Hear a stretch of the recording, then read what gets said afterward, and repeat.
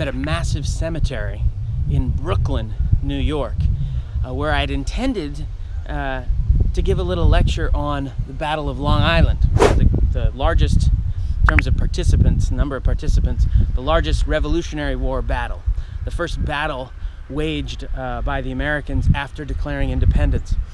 This is the site of that battle. But as I walk through this cemetery, which is located right across the way from Manhattan here, right across there you can see all the big buildings, Wall Street, all the big banks. I thought, you know, this might be a more appropriate topic, might be U.S. entrance into World War I. I mean, this is a cemetery after all.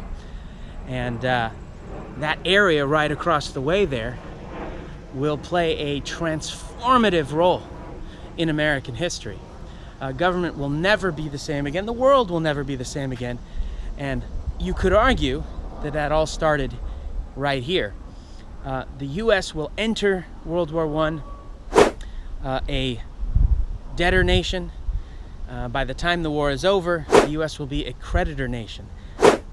Tons of people are going to become millionaires over the course of this war. Financiers, bankers, manufacturers, a lot of these guys are going to make 5 times, 10 times, 20 times the profit that they normally make outfitting mostly the British and the French during this war. Now the U.S., and here's the important factor, the U.S. was supposed to be neutral all the way up till 1917. The war starts in 1914. The U.S. doesn't come in until 1917. So you got that 3-year period in the beginning when the U.S. is supposed to be neutral, but the U.S. was anything but neutral. It's been estimated that the U.S. supplied the British and French side with 100 times as much money as the German side. That's not very neutral. And besides the money, you've also got the arms manufacturing. The U.S. is building, U.S. firms are building, steel companies are building submarines and ships, artillery shells, I mean, you name it, uniforms, all sorts of things coming out of the U.S., sent over the sea to Britain and France to fight Germany. And both sides know, the British and the French and others know, and the Germans know, that if the U.S. were to enter the war, it would tip the scales tremendously in terms of productive power, which is now what war is about. We're now in a total war situation. It's a different sort of war than ever before. We got a taste of it in the American Civil War. We got a taste of it in the German Wars of Unification, some other wars around the world, but never on this scale. The name of the game now is logistics, production, efficiency, and this is where the U.S. has the rest of the world beat out. By the time the war is over, the U.S. is producing 1/3 of all the world's goods. 1 out of 3 of everything produced in the world is produced in the United States. So that's major production power to have on your side. So the Germans will try whatever they can do, try to do whatever they can to keep the U.S. out. They know the U.S. isn't going to come in on their side. The British and the French are going to do whatever they can, including manipulate, lie, you name it. Winston Churchill, I'm looking at you, to get the U.S. in. Because if the U.S. can come in, they know they can win. Well, by 1916, you have hundreds of new millionaires, thousands of new millionaires in the United States. Tons of money's been made. All these loans, mostly to the British and French, they're counting on the British and French to win, or else they won't see that return on their investment that they're expecting. And you have the president surrounded by, among others, many, many men connected to J.P. Morgan and other financiers. And then 1916 comes along. This is, the year of Verdun, the year of the Battle of the Somme, the Battle of Jutland, other great battles. People are getting tired of this war. You start to see desertions on a very, very large scale.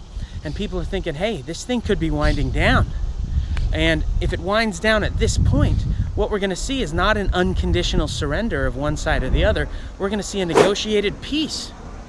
And that could be a disaster. A negotiated peace means that the winner can't dictate terms to the loser. What was needed was an unconditional surrender. So in 1917, the U.S. enters the war and changes world history. One renowned scholar whom I greatly admire has, I think, very accurately described the decision of the United States to enter World War I as the most important decision of the 20th century. I mean, this was world-changing stuff. The US enters the war, and there's an unconditional surrender a year later. The US enters the war, and of course the US keeps the French and the British alive throughout the war.